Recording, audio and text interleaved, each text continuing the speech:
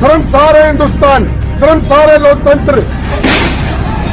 इसी जम्मू-रामगढ़ में कैलाशी को गाली बकी डिप्टी प्रदीप यादव ने, क्योंकि ये एसी में सो रहे, अय्याशी कर रहे, दारू पी रहे, मौज कर रहे।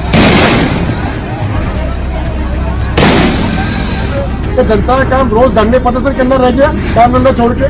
क्यों नहीं इनके जूते लगाती है जो इनके साथ अत्याचार करते हैं, इनके बच्चों को मारते हैं? इनकलाब जिंदाबाद, इन्वेस्टिगेशन जिंदाबाद।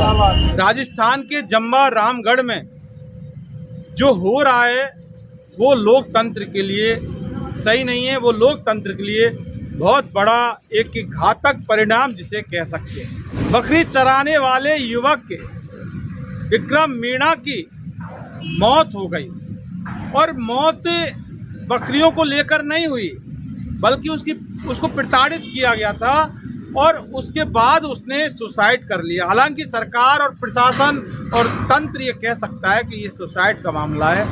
देखिए पूरा मामला क्या है, मुद्दे की बात हम करेंगे, शॉर्ट में करेंगे, लेकिन इतना ज़रूर बता देते हैं कि इंसाफ और की मांग करने वाले, न्याय की गुहार लगाने वाले लोगों के साथ पुलिस का तांडव देखने को मिला।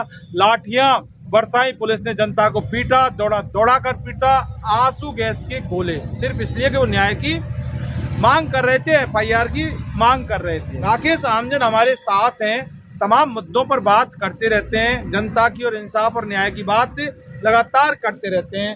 राकेश सीधी बात करते हैं, रात आधी रात हो चुकी है, संसाधनों का अभाव है इसलिए जा नहीं पाए, लेकिन यहीं से बात कहीं से भी की जा सकती है कि 2 बकरियां फॉरेस्ट की जमीन में चरने गई थी, 1111 जुर्माना भी दे दिया, तो पीटने की जरूरत क्या पड़ गई? पीट दिया, रिपोर्ट कराने गया, रिपोर्ट थाने में पुलिस ने दर्ज नहीं की, आहत होकर सुसाइड कर दिया। कसूर क्या था?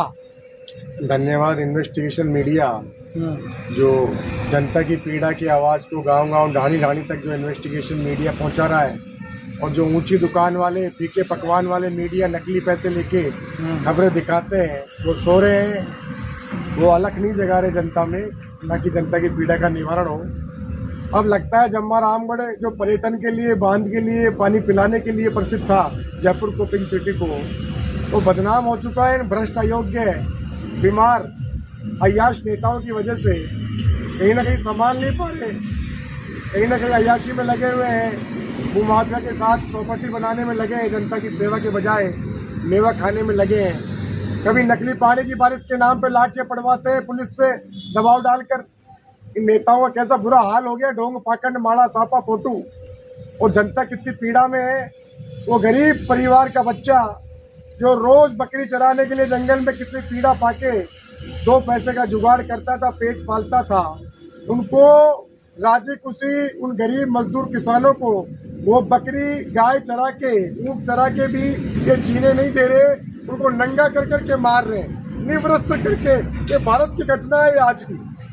शर्मसार है हिंदुस्तान, शर्मसार है लोकतंत्र, शर्मसार है विधि व्यवस्थापिका कार्यपालिका, और प्रसंज्ञान होना चाहिए सम्मानीय न्यायपालिका के द्वारा, क्योंकि ये बड़े मगरमच्छ ये सत्ता के मठाधीश बन चुके हैं, आपस में गुट बना के लड़ रहे हैं। चाहे विपक्ष की बात तो फूल पंजे की, बारी बारी राज मौज और मठाधीशों के साथ मिलके सिर्फ इस देश को लूटना रह गया।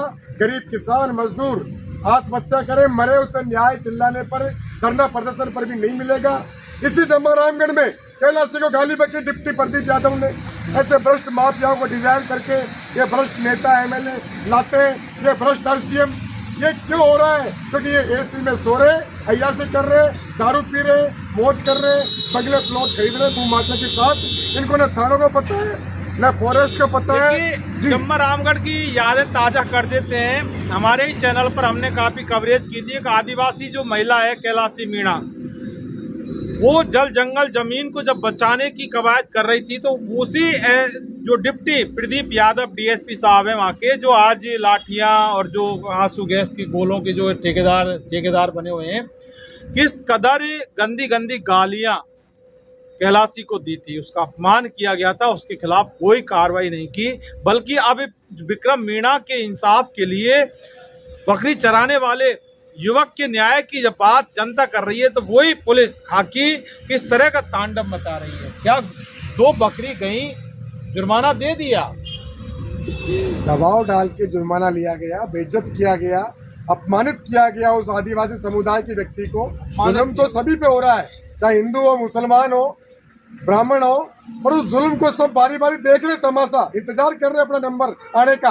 जैसे अंग्रेजों ने कोड़े लगाए, जैसे पहले अत्याचार हुआ बारी बारी, तो ये अत्याचार नहीं देखना चाहिए। लोकतंत्र की लड़ाई है, संविधान की पालना की लड़ाई है। ये जो अफसर सो रहे हैं, चंद भ्रष्ट पूरे सिस्टम को बदनाम करते हैं, पूरी जनता इनसे दुखी है, पूरा किसान, पूरा मुल्क की आवाम इनसे दुखी है। समय पे FIR नहीं होती है, क्यों सो रहे हैं बड़े अधिकारी, क्यों नहीं दर्ज करते? रोज क्यों नाटक होता है? कल वो फुलेरा SHO पकड़ा गया 50,000 की रिश्वत में, तो ये क्या नाटक हो रहा है? फील्ड में निकल के क्यों नहीं ठीक करते? क्यों नहीं खौफ जनप्रतिनिधि का, SDM, तहसीलदार, पुलिस, फॉरेस्ट में है? क्योंकि वो खुद भ्रष्ट हो गया, खुद माफिया हो गया, क्योंकि जनता ने अयोग्य, लांगिया, बूढ़े, बीमार, भ्रष्ट लोगों को अपना नेता, लीडर चुन लिया, तो सक्षम नहीं है कानून की पालना कराने में, संविधान की पालना में। थाने का काम FIR दर्ज करने का है, पुलिस थाने का काम, उसके बाद इन्वेस्टिगेशन। अगर पुलिस थाना रायसर अगर थाना FIR दर्ज करने में सक्षम नहीं है, बंद कर देना चाहिए थाने को। फिर देखिए, थाने को बंद करना चाहिए, चालू करना चाहिए। ये शासन का, तंत्र का, ब्यूरोक्रेसी का, लाल फीताशाही का और सरकार का काम है। तो ये तंत्र इस तरह से हत्याएं करेगा क्या? जनता ऐसे अयोग्य, बूढ़े, बीमार, लांगिया लोगों को बारी बारी चुनती रहेगी, तो शासन तो ऐसे ही चलेगा। इसे मखौल तंत्र कह सकते हैं, उपास तंत्र कह सकते हैं, भीड़ तंत्र कह सकते हैं। सारी गलती जनता की है। आप जो बोएंगे वही तो काटेंगे। आपको आज़ादी कैसे मिली? तलवार और रक्त की नीति के दम पे। अंग्रेजों को भगाया क्रांतिकारियों ने, आज भी क्रांतिकारी लड़ रहे हैं। क्या जनता का काम रोज धरने प्रदर्शन करना रह गया? काम धंधा छोड़ के गरीब लोग जो पेट पाल रहे हैं, मजदूरी करके, किसान, कभी कपड़ा ठेला, क्या रोज न्याय के लिए धरने प्रदर्शन करे, लंबी लंबी आंदोलन करे? ये काम रह गया तो फिर पेट कैसे पालेंगे अपने बच्चों का, परिवार का? और इन नेताओं का, जिनको हम चुनते हैं, इनकी वजह से गाड़ी घोड़ा, बंगला, गनमैन, मोटर ड्राइवर और 7 पीढ़ी का जुगाड़ कर लेते हैं। इनका काम सेवा नहीं है, जनता के लिए लड़ना नहीं है, लेकिन ये आज ढोंग, पाखंडी, माड़ा, साबा, नकली बाबाजी, साधु उसमें लग रहे हैं, और जनता भी पागल हो रही है इनके पीछे। क्यों नहीं अपना हिसाब मांगती है? क्यों नहीं इनसे अपना न्याय मांगती है? क्यों नहीं इनके जूते लगाती है? जो इनके साथ अत्याचार करते हैं, इनके बच्चों को मारते हैं, इस देश से निकाल देना चाहिए। जो लोकतंत्र की हत्या करते हैं, जनता की सेवा नहीं करते, वो माफियाओं के साथ अय्याशी करते हैं और अपना माल भरते हैं, तिजोरियां भरते हैं 7 पीढ़ी उन नालायक बेटों के लिए जो नशेड़ी बन जाते हैं, जो बलात्कार करते हैं, रेप करते हैं इसी आम जनता की बहन बेटियों के साथ। देखिए, लोकतंत्र बहुत पवित्र है हमारे भारत देश का, और इसी लोकतंत्र के तहत ही विपक्ष का एक नाम होता है विपक्ष, जो कि सरकार की जो नीति होती है, गलत नीति होती है, उसका जमकर विरोध करती है। लेकिन विपक्ष की अगर बात की जाए तो राजस्थान में मुर्दा है विपक्ष। विपक्ष नाम की कोई चीज़ हमें राजस्थान में नहीं दिखती। इसके बारे में क्या कहना चाहते हैं आप? मैंने आपको पहले भी बताया, इन्वेस्टिगेशन मीडिया कि बारी बारी राज मौज करना, बंगले, गाड़ी, घोड़ों का ऐश करना और नकली, फर्जी, भ्रष्ट अफसरों को अपने एरिया में पोस्टिंग दिला के, चाहे वो SDM का पद हो, तहसीलदार हो, चाहे वो अपने गुलामी करने वालों को सरपंच बनाना, कार्यकर्ता बनाना, वार्ड पंच बनाना, प्रधान बनाना और उनके मार्फत इस जनता पर लूट तंत्र स्थापित करना, पहाड़ों को लूटना, प्रकृति को लूटना, नदी नाली, तालाब, जल जंगल जमीन पे कब्जा करवाना। आप हालात ये देख लिए कि उस गरीब की बकरियां कुछ चढ़ गई, लेकिन वहाँ उस जमा रामगढ़ में तमाम जंगलों को कब्जा करवा दिया, तमाम सरकारी मिट्टी को बेच दी उस SDM, तहसीलदार और पुलिस के कुछ चंद भ्रष्ट अफसरों ने मिलके, और माफिया गैंग चला के गरीब लोगों की जमीनों को लूट रहे हैं, उनके फर्जी नामांतरण खोल रहे हैं, फर्जी उनका म्यूटेशन कर रहे हैं, फर्जी रिपोर्टें बना रहे हैं। जनता की सेवा से गरीब किसान की, मजदूर की, चरवाहे की, बकरी चराने वालों से मतलब नहीं है, उनको होश ही नहीं है। इतनी बड़ी घटना हो गई, फांसी पे लटकने पे मजबूर कर दिया, मर्डर कर दिया उसका अपमान करके उसको इस हद तक बेचारे गरीब अनपढ़ लोगों को, जिसके पीछे पूरा परिवार पल रहा था, रायसर पुलिस थाना, जम्मा रामगढ़, जयपुर का कुशलपुरा गांव का वो बच्चा था विक्रम मीना। तो ये लगातार जो कम पढ़े लिखे हैं, जो डरते हैं शासन सिस्टम से, उपयोग लेना नहीं जानते, उपभोग करना नहीं जानते, संवैधानिक अधिकारों को नहीं समझते। क्यों?